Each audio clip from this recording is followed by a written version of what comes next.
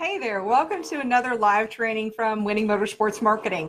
Today I wanted to talk a little bit about websites. It's certainly a question that pops up a lot, and so I wanted just to address that. Last week, of course, we talked about Facebook pages for racers, and I'm a big believer, of course, in Facebook pages. Sorry, I got a phone buzz in here. I apologize for that.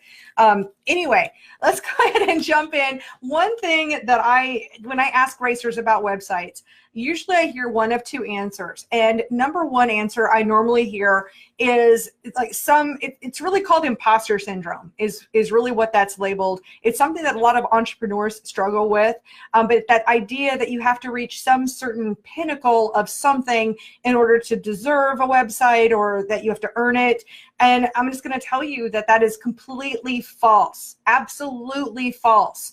There are plenty of websites out there in the world that are just for fun, even, you don't have to reach any certain pinnacle of anything in order to have a website. I mean, I even started a travel blog at one time just because, I don't know, I just wanted to play with it. The second thing, so I just want to encourage you. Yes, if you're a race car driver, you have already earned the right to have a website, even if it's your first day or not even your first day. Have a website. Secondly, the second objection I hear a lot is, gosh, is it expensive? I don't even know how to go about this, things like that. So I'm going to address that at the end of this in the next section. But first of all, I want to talk about why it is beneficial for you to have a website as a racer. Number one, I want to tell you that a website, I love actually the name website because it reminds you of a spider web, right? Well, let me tell you that your website is right in the center of that spider web.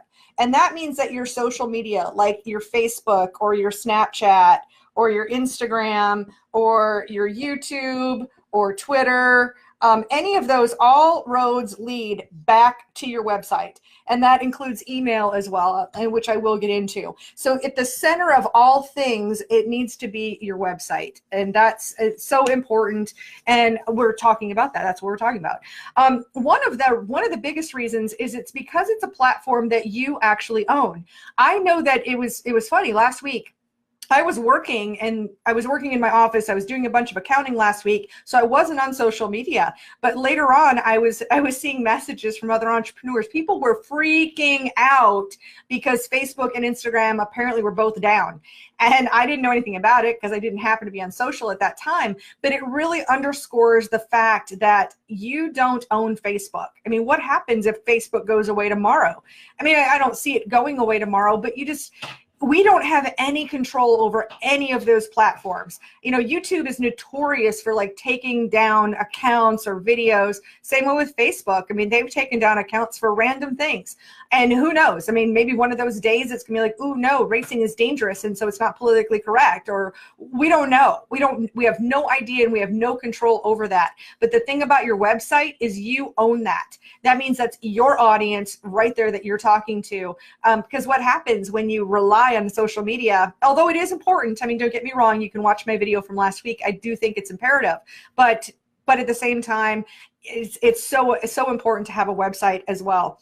One of the biggest reasons is it's easier for your fans and for your sponsors to see your information. I know if I look at my Facebook pages now, like especially over on my Crate Insider page, if I want to find a video that I posted 2 months ago, oh my gosh, it's a nightmare. It's an absolute nightmare to try to crawl through my own stuff, even though I know what's there. It's so hard for me to even find it, and that's my own page. So imagine how much harder it is for a fan. They might want to take a quick look and see, oh, I wonder if he or she has posted their schedule. And they get through about 3 or 4 scrolls, and it's like, I don't know, I'm just going to give up.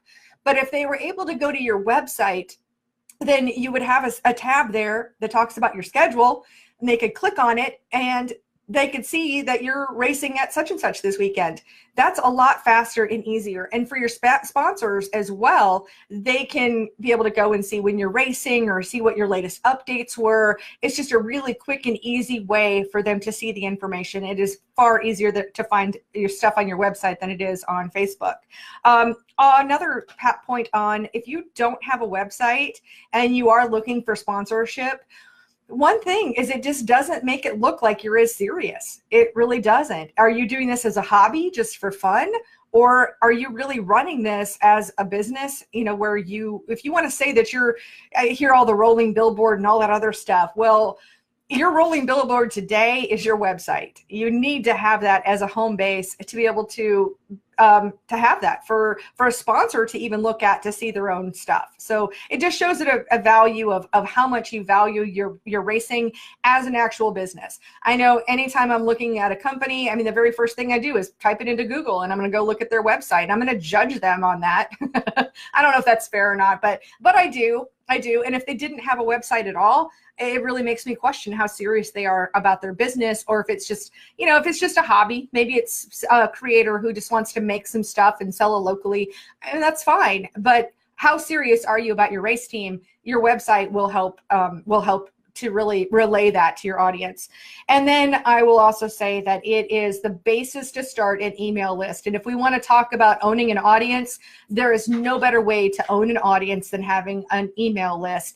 And that really is a subject for an entirely different video. Email, we can talk about that for like a half an hour or more. there's entire, anyway, lots of training on email. But the idea is you definitely need to have a website in order to start developing your email list, because you want to have some place where you would send people to. You could start an email list from Facebook, but really it all comes down to a website's a better choice. Now with that, a big question is, going back to the very beginning of this and the struggle of where do I even start when it comes to a website? I'm going to give you two different options that can really help you. And one of them is my friend Ben Shelton from MSR Mafia. And in fact, we interviewed him for the course and he gave some information. But I'm going to drop his link in right here into the comments. And the thing that Ben does, and you may know Ben from, he's an announcer. He's announced lots of dirt late model events. He's been on Dirt on Dirt. He's been on MAV TV. He's been on lots of different places. And Ben offers a service where they will check with you on a weekly basis and keep your website updated for you. So if you really think, man, I want one, but I know I'm not going to do the work and nobody in my family is going to do the work on a website. If you know that that's the case, because there's the only one thing worse than not having a website is having one that's not been updated for like 2 or 3 years. I think honestly that that's almost even worse. Like you kind of sort of started, but then you didn't follow through. That's really what that says. And obviously that's not going to help you with any marketing or any sponsorship if you just kind of leave something hanging. A second option for you is Race Page Pro. And what they've done, and of course, there's lots of options for websites. I do websites all the time. But the thing with Race Page Pro is it is set up for racers. So it has all of the tabs in there. They work closely with you to make sure that your logo and your colors work.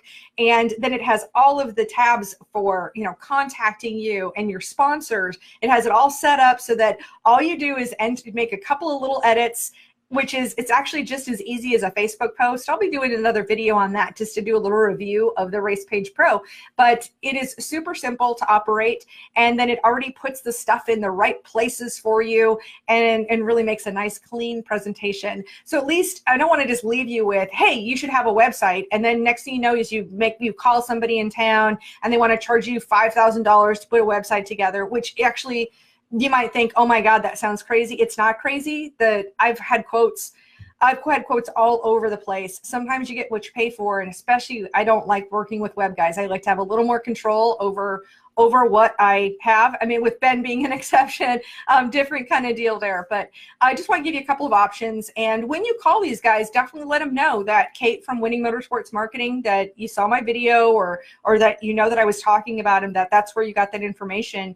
And that'll help you. I mean, how this racing market is, and that we all work together. But definitely go ahead and name drop a little bit there. It always helps, and it helps for them to know that I'm getting the word out about them as well. So whether those make sense to you or not, I have enough familiarity that we can have a conversation about it. Not a web guy, so I'm not going to do websites for anybody, not trying to sell anything. But I really do want to encourage you to have a website for your race team. Hopefully these resources will help you, but drop a question in there and I will keep an eye on these questions and give you an answer. So thanks so much for watching, and I will look forward to seeing you any more live videos or any other requests that you guys have. So thank you, and I'll talk to you soon.